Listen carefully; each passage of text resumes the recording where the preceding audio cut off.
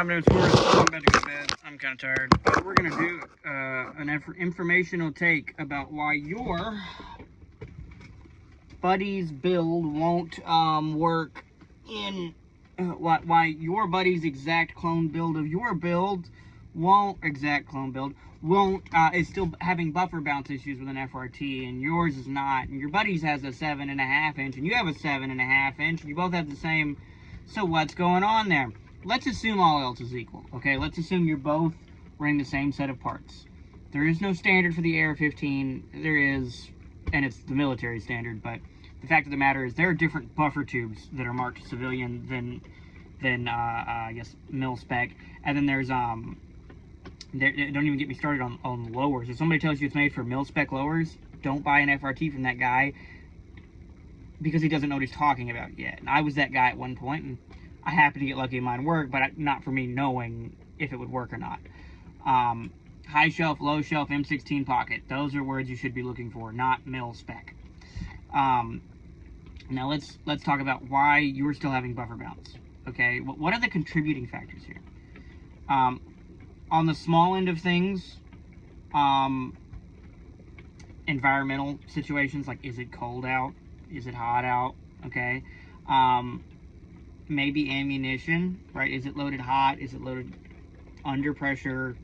Is it barely cycling to begin with? Maybe important. When we're talking, if it's not going to cycle, it's not going to cycle. But if it's loaded just barely, that could maybe affect buffer bounce, right?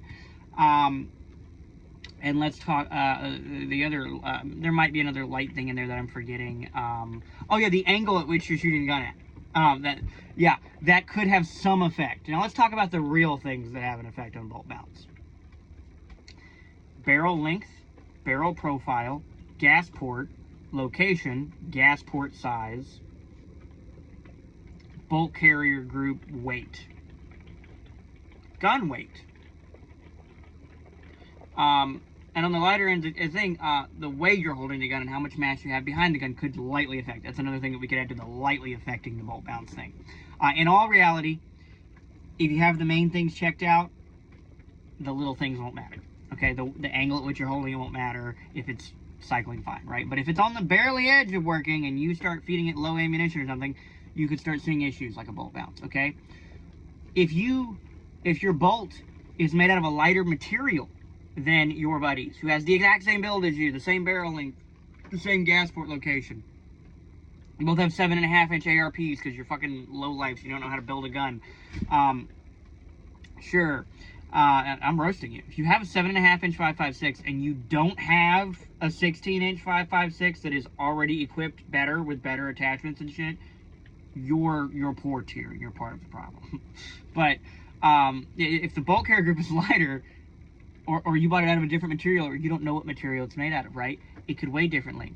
It could have a bolt carrier efficiency could matter. If you have an inefficient bolt, or if you have a really efficient bolt, it's going to cycle faster than an inefficient one, right?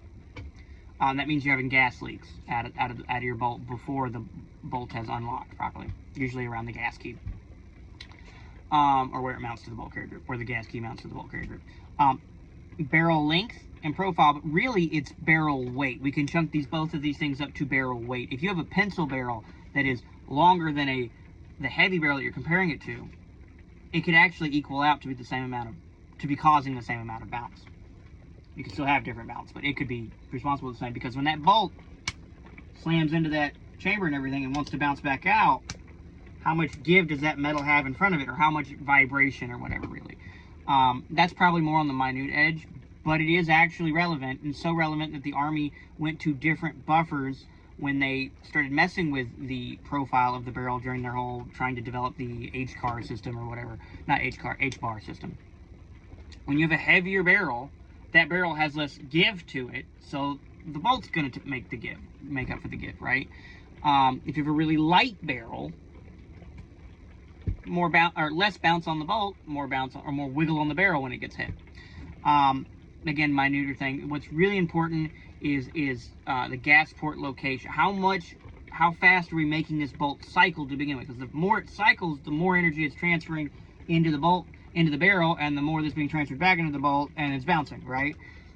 So just because your buddy has a 7.5 inch, right? And he's running 62 grain green tips, and which are known for being a little hotter.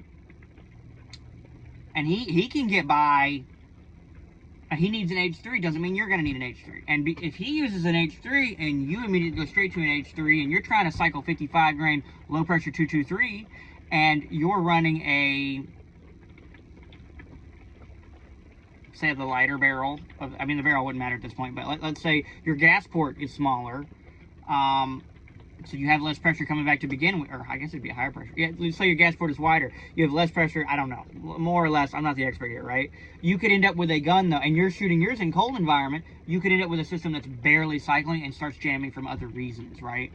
At the end of the day, stop asking us vendors what buffer to use. We don't know your build. We don't know all the ins and outs, and if we did, even if we did, we don't have that gun to tell you. We don't have your gun.